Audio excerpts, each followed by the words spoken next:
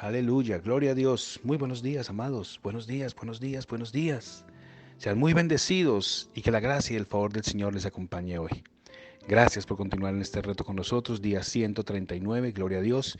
Vamos a leer dos capítulos de Hebreos hoy, dos capítulos, vamos a leer el capítulo 7 y el capítulo 8 y dispongámonos ya a escuchar el consejo de Dios, dispongámonos ya a escuchar la palabra de Dios y dejemos que Él nos hable, que Él nos ministre, que Él nos enseñe y que nos diga qué quiere que apliquemos de su palabra hoy en nuestras vidas. Gloria a Dios.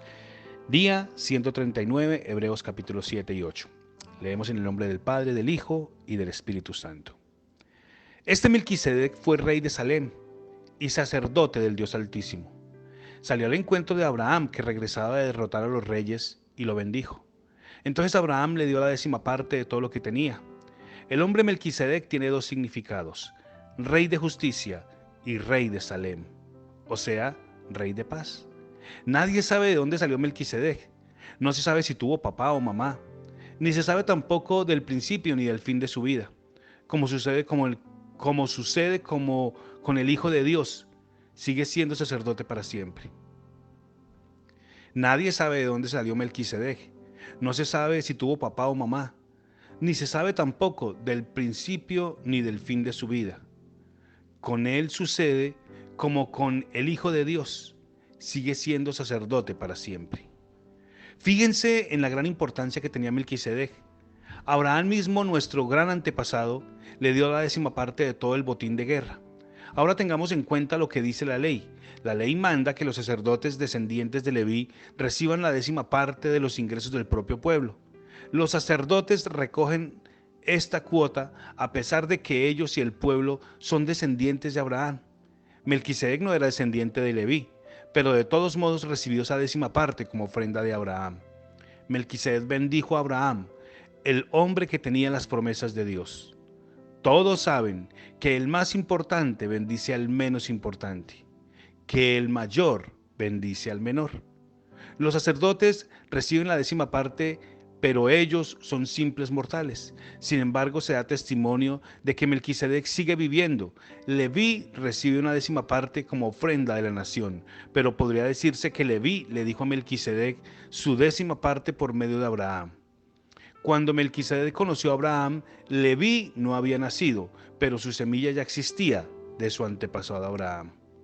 La ley se entregó al pueblo bajo el sacerdocio de Leví, pero la gente no se podía perfeccionar espiritualmente por medio de ese sacerdocio.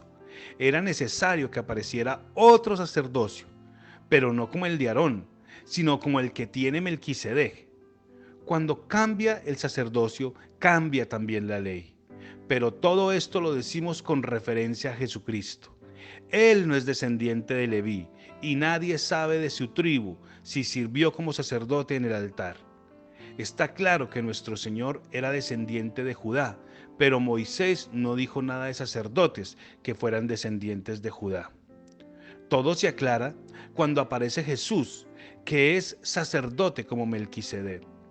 Jesús no fue designado sacerdote por voluntad humana, sino que por el poder de su vida indestructible. Así fue elegido, porque se da testimonio de él. Eres sacerdote para siempre, tal como lo fue Melquisedec.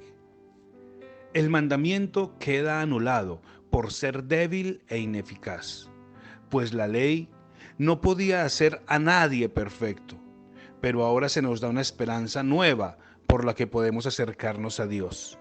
Es muy importante notar que Dios siempre hizo una promesa cuando nombró a Jesús sumo sacerdote, pero no hubo promesa alguna para otros sacerdotes. En cambio, Jesús llegó a ser sacerdote con una promesa de Dios, quien le dijo: el Señor ha hecho una promesa y no cambiará de opinión. Tú eres sacerdote para siempre. Esto quiere decir que Jesús es la garantía de un mejor pacto entre Dios y su pueblo. Igualmente, había muchos sacerdotes, porque cuando uno de ellos moría, no podía seguir en su cargo, pero Jesús vive para siempre, nunca dejará de ser sacerdote. Entonces puede salvar para siempre a los que vienen a Dios por medio de él. pues vive para siempre y está listo para ayudarlos cuando se presenten ante Dios. Jesús es la clase de sumo sacerdote que necesitamos. Es santo y no ha hecho nada malo. Es puro y no se deja influenciar por los pecadores. Ha sido elevado a los cielos y no es como cualquier otro sacerdote. Los otros sacerdotes tenían que ofrecer sacrificios todos los días, primero por sus propios pecados y luego por los pecados del pueblo. Pero Jesús no necesita hacer eso. Él ofreció un solo sacrificio, una sola vez y para siempre. La ley establece sacerdotes humanos con las mismas debilidades que la gente, pero después de dar la ley, Dios hizo la promesa de nombrar un sumo sacerdote. ¿A quién? A su Hijo, a quien fue hecho perfecto para siempre a través del sufrimiento. Hebreos capítulo 8. Jesús nuestro sumo sacerdote. Este es el asunto principal que estamos tratando. Nuestro sumo sacerdote está sentado en el cielo a la derecha del trono de Dios y sirve en el lugar santísimo, el verdadero lugar de adoración que fue hecho por Dios, no por los seres humanos. Todos los sumos sacerdotes tienen el trabajo de presentar ofrendas y sacrificios a Dios. También es necesario que nuestro sumo sacerdote ofrezca algo a Dios. Si sirviera en la tierra, no sería un sacerdote. Aquí ya hay sacerdotes que siguen la ley y presentan ofrendas a Dios. El culto que rinden en realidad es solo una copia y una imagen borrosa de lo que se hace en el cielo. Por eso, Dios le advirtió a Moisés cuando iba a construir la carpa sagrada o el tabernáculo: asegúrate de construir todo con el modelo que te mostré en la montaña. Pero a Jesús se le ha dado un servicio más importante a sí mismo. También el nuevo pacto que trajo Él es más grande que el anterior porque se basa en mejores promesas. Y si el primer pacto fuera sin falta, entonces no tendríamos necesidad de un segundo pacto. Pero Dios encontró una falla en el pueblo y dijo: dice el Señor, llegará el tiempo en el que haré un pacto con el pueblo de Israel y con el pueblo de Judá. No será como el pacto que hice con sus antepasados cuando los saqué de Egipto con poder. Ellos no fueron fieles a mi pacto, por eso los abandoné, dice el Señor. Este es el nuevo pacto que en el futuro haré con el pueblo de Israel, dice el Señor. Pondré mis leyes en su mente y las escribiré en su corazón. Yo seré su Dios y ellos serán mi pueblo. No tendrán que enseñar a sus vecinos ni a su familia. No habrá necesidad de que alguien les diga: conozcan al Señor, porque todos me conocerán. Desde el primero hasta el último, perdonaré las maldades que han hecho en mi contra y no recordaré más sus pecados. Si Dios habla de un nuevo pacto, es porque considera que el primer pacto envejeció. Todo lo que envejece y se hace inútil está a punto de desaparecer. Gloria a Dios. Esas fueron las dos porciones de lectura que tenemos para hoy, Hebreos capítulo 7 y Hebreos capítulo 8.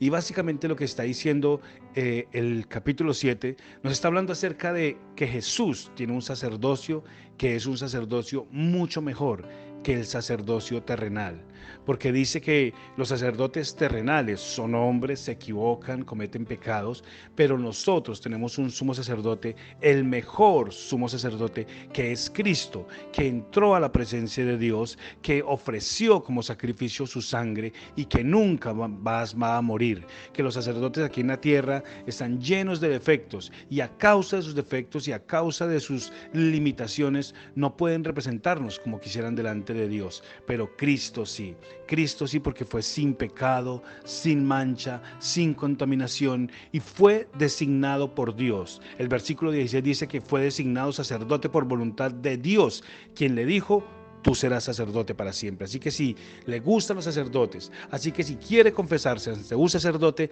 le tengo el mejor sacerdote del mundo. Es Cristo, está a la derecha de Dios y está listo para escuchar su oración y está listo para ayudarle en lo que usted necesite. Y el capítulo 8 también vuelve y nos habla de lo mismo. Y nos habla acerca de los sacerdotes, nos habla acerca de la primera ley, nos habla acerca del primer tabernáculo, la primera tienda de adoración, pero nos dice también el escritor que todo esto es obsoleto, porque ahora hay un mejor tabernáculo y ahora hay un mejor sumo sacerdote. ¿Quién es?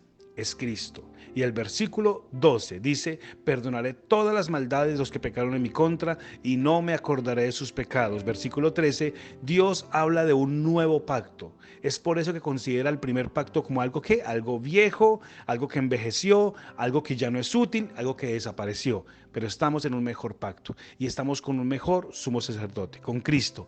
Qué honor y qué privilegio tenemos de llegar a este sumo sacerdote y hablar con él. No es necesaria una capilla, no es necesaria una iglesia, no es necesario un lugar específico para hablar con él. Usted puede hablar con él en su habitación, en su cama, en su cocina, en su sala, en su baño, en su patio de ropas, en la salida, en su entrada. Usted puede hablar con él y puede tener la plena seguridad que él le escucha, que él entiende y que él le ayuda. Gloria a Dios por este gran sumo sacerdote. Un abrazo, muy amados, y regresamos.